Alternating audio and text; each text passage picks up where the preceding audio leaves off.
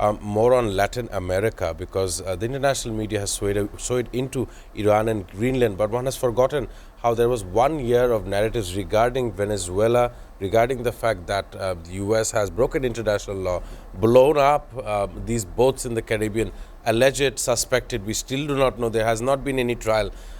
It is almost like a pirate move to play in international waters. And on the lieu of all of this, we see that US is approving a $1.5 billion sale to upgrade Peru's main naval base. So that is a development in the region of Latin America. I want to ask Professor Shibli Islam. We know that Venezuela's leader, Nicolas Maduro, has been captured. Delcy Rodriguez is now the vice president trying to lead Venezuela, even while there is opposition figures who is now apparently trying to present their Machado, who is presenting her Nobel Prize to Donald Trump. So amidst all of this, it really had Colombia and the other nations, Cuba, all of these nations were scared to say the least. I want to understand, what do you see or what do you forecast in that very region? Well, there is a tension going on. There is a tension going on in Latin America, and there is a lack of equilibrium between the Russia and America, and the China as well. They are competing against each other for the dominance. You know, there is a Monroe Doctrine in 1823. Which Donald Trump had named Monroe Doctrine. Monroe Doctrine. Very popular. So, in 1823, the Monroe Doctrine said that after the independence from the British and the other colonies in Latin America and North America, especially the Spaniards, Dutch and Portuguese, when they started leaving, they started being defeated by the North Americans. Then United States doesn't have, they didn't match the military power with Europe. Europe were far superior. Europeans were far superior than the United States of America. But then the Monroe Doctrine came, and he said that any influence, any attack, any intervention on any neighbor of the United States of America will be considered an attack or intervention on the United States of America. So that's how he defended the whole colony, and it worked for throughout the year.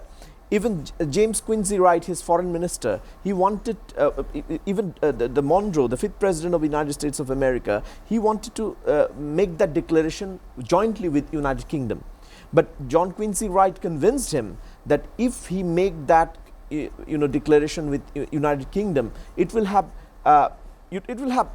opposite impact on the other Europeans, because then other Europeans could make joint declaration with other North American nations. So Monroe Doctrine still was there, and it was so far, the continent was so far, Europeans never went there to colonize again. So it worked effectively. In Venezuela, China has $105 billion investment. They have extracted through oil as well, but still they have like 10 to 20 billion investment still left over there. So they didn't extract all the investments as well.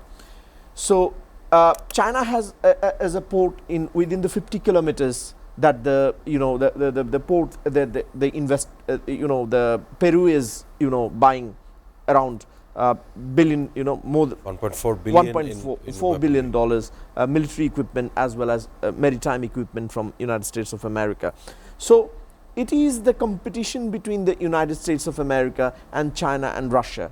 The same thing happened in terms of Ukraine as well. While Ukraine wanted to join NATO, it's like you were going to the heart of the Russia, and you were making allies with them. The same thing, the similar thing is, they were doing, like China and Russia are doing. They're going to the heart of America, and they're making allies with United States of America. Look, Venezuela had the most robust air defense system. They had like S-300 VMO air defense system, but the Russia was engaged in a war with Ukraine. So overwhelmed by the resources, by the burden of the war. So this is why this air defense system, despite having the robust air defense system, the F-6, F-15, F-22, F-35 get into Venezuela, and Nicolas Maduro was arrested, and later he was brought back to United States of America. So this thing happened because of the dominance. So this dominance is important in terms of the future trade, in terms of, well, the colonization has gone, but the dominance is established through business, through trade, through monopoly.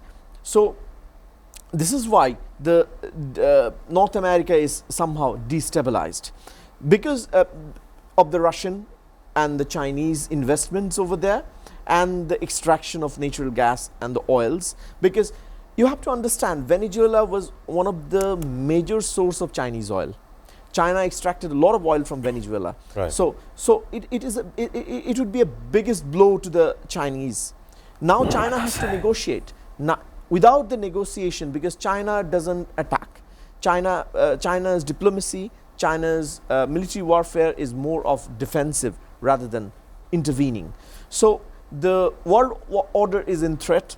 United Nations Charter says no one will interfere in any internal matter of the state. Of a sovereign state, yes. Exactly. And no one is giving a damn about this international No one is laws? giving a damn about it. So now the problem is United States lost its moral standard. If now Chinese authority pick up the Taiwan Prime Minister and arrest him and take him to Beijing mainland, they can't complain about it. If the Ukrainian president's been abducted by the Russia, they don't have the moral standard to stand against it. So now where the Europeans have to chip in or come in, now where the diplomacy has to come in. But as my core discussions said, that it's not the concrete voice that Donald Trump always speaks in. So he has a tantalizing, effect on, because he loves to negotiate. That is his style. So I don't think that he wants intervention in Greenland, but he wants to negotiate so that he could end the bargain where he could win a bit more. And the same thing lies with the Venezuelan authorities as well, because Chinese having a monopoly in world business in terms of electronics, in terms of trade routes, they're having in terms of innovation. They are actually they're stealing the technologies as well. So shepherds of this century, some may say. Exactly. So that is absolutely correct. So to combat this, to retaliate this, United States of America doesn't have any option. So I guess out of nowhere, Donald Trump came into the power, and the protest is going on. The austerity measures have been taken against even the United States citizen. So there is a chaotic situation in the United States as well as in the world. The world order is in threat. What are your feelings about February 12th? We have an election. We also have a referendum happening. How do you feel? I want to ask both of my panelists here before I can end the show. Well, there's a lot of enthusiasm in the country. It could be shown with in the eyes of the young people. They're ready to vote, and literally the whole country is ready to go to the election. I think it's very important for the economy of the country as well, that we get back to the democracy as early as possible, because a lot of the international partners, they're waiting for the election, and only then the investments will come. And the international partners are eagerly waiting to observe the election, so that the government has got the mandate. So the people's representative, they could get into the power and they could run the country. And then the international community will be comfortable to get into the international agreement with the newly formed government. So the whole world is watching. I think Bangladesh is strategically, geopolitically is a very important state. So the whole world is watching, and our young generation is watching towards, they're looking forward to participate in this election.